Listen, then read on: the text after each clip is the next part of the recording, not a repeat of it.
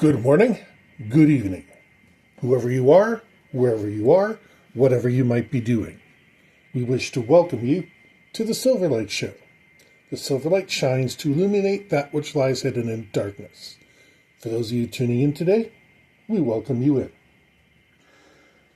We're going to look at the strange case of the Cottingley Fairies. And I might be saying it wrong. I wasn't born in that location. And pretty much the only reason I talk about the Cottingley is the fairies. But this started off in the 1910s era. A very optimistic and bullish time. And these little girls managed to capture some photos in the local woods that was of fairly lifelike fairies. Now, they kept insisting these photos were real, and they got famous pretty far and wide. As a matter of fact, Sir Arthur Conan Doyle arrived to investigate the mysteries, and he declared they were unequivocally real. As time went on, two of the sisters decided to recant. They showed that they could make these very realistic, although primitive, drawings of a fairy. And while these two sisters admitted to hand making them, one insisted that 4 of the photographs they had faked, but the last one was completely real. There's a huge logistics chain to this incident. And remember, we have to look into the past. We have to use evidence that is simply not available today. Why would these girls waffle back and forth on something they had seen? Could they have been lying? Quite possible. But there's so many things, I don't think we can simply rule that these girls were attention-starved. This is in the early 1900s, 1910s era. And locals pretty much did not want media attention. These days, people get off on media attention. Oh, there's a news crew in my front yard. Oh, I'm going to be famous. Yeah, for all the wrong reasons. Remember that guy who was caught for speeding well, not speeding. He was caught for driving while his license was suspended a few weeks back? He mouthed to the media, and Judge Simpson basically told him it was not wise of you to talk to the media, because now all that is admissible in court. Now, he was able to get that case dropped, but it turned out he had another warrant for his arrest, so he just got transferred from one jail to another and lined up in front of that judge. People in the old wanted to have their family. This is a bit of a throwback to the Middle Ages. So, there had been a lot of pressure on these girls to recant their story so that, the media can get off my lawn. Because they didn't want attention. They didn't understand attention. It's one of my hobbies is I watch the original photographs and stuff whenever I can. The original Frankenstein is nothing like we think it is. Excuse me. The original haunted house goes back to 1897, and they're already using stop-motion photography and all sorts of things.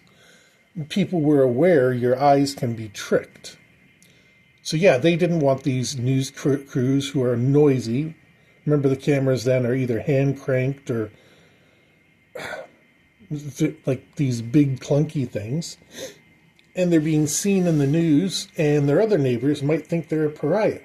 Because if the news is on their lawn, because, of course, Sir Arthur Conan Doyle, the author of Sherlock Holmes, was there, it would be a celebrity visit. They might close their doors against you. My bunch of neighbors are kooky and a little bit ooky, but they're good people overall. Even the people that keep to themselves and do weird transactions all hours of the day, even they keep their heads down. So I understand the mentality. The universe doesn't work the same way in 2024 as it did in 1910. And if neighbors won't do you favors, that sounds like a good tagline. Yeah, government, listen in. Neighbors that do you favors. That could be a marketing slogan for a new development. Anyways, back to the fairies. So you have these mysterious, possibly true, possibly not true drawings. And Sir Arthur Conan Doyle investigating. Now, Sir Arthur Conan Doyle is not a dummy. He can be fooled, but he's at least trying to be logical about things. And photographs were like the most advanced technology they had.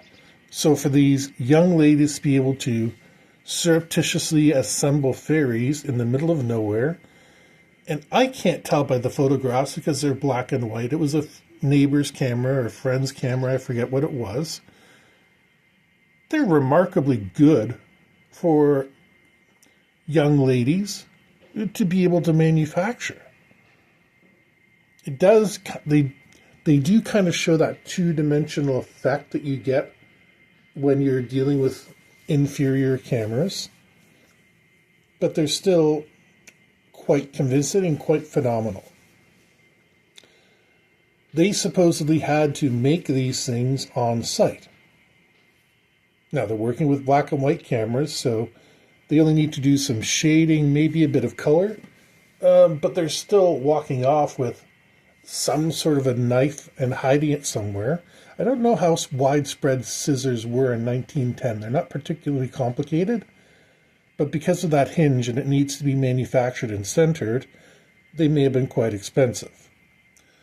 But these girls are basically taking improvised tools and making astounding photography.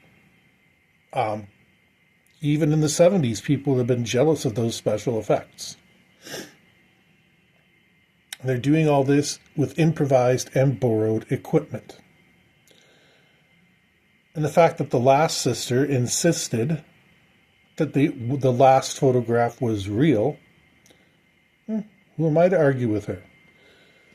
There's so many things that we still do not understand. And you know what? We can't test the film now because the film has crumbled to dust. We have some pictures left because people would take pictures of pictures. Before photocopying, that's how you got stuff done. And now in the cell phone age, that's how you get stuff done. We went through this big period of a completely different technology base and then came back to the basic idea. I don't think that youngest sister was lying. I believe they faked a few of those photos because, of course, the scientific method says, give us more, show us more evidence so that we can go over it and find out what's happening. But their little girls are being pressured on the one side, give us more evidence. They're being pressured on the other side by their parents. Don't indulge us, make it go away. You'll probably give them a couple extra photos, and then your parents are going to get to you and you're going to say, I got to live with these people for another 10, 12 years, whatever it might have been. And because the past is such a different country, can't even be said to be the same as we have now. Think of it. 3 young girls. At that time, boys and girls weren't allowed to dance together. Oh my God, it's a sin. And they're being commanded by different adults to do different things. Says, of course you must respect your elders. Well, they're right or they're wrong. You got to respect them. And they got a celebrity camping out on their front doorstep. Again, you got to be courteous. You got to be hospitable. So there was a lot of pressure on these young ladies. And I wouldn't blame for them faking something one day. Although I don't know where they get the materials from again. Girls weren't frisked in those days. They just weren't. So the fashion of the period, it was dresses, but there was also a very long covering material. Not quite like a pantsuit, although in that time period you would get hobble dresses. I don't think they put those on a young woman, but these things are like tubes straight down to your ankles so that you can't even get on a streetcar. This is why we depict women as fainting when they get horrible news. Because they were still wearing corsets. They were still wearing these ridiculously impractical suits.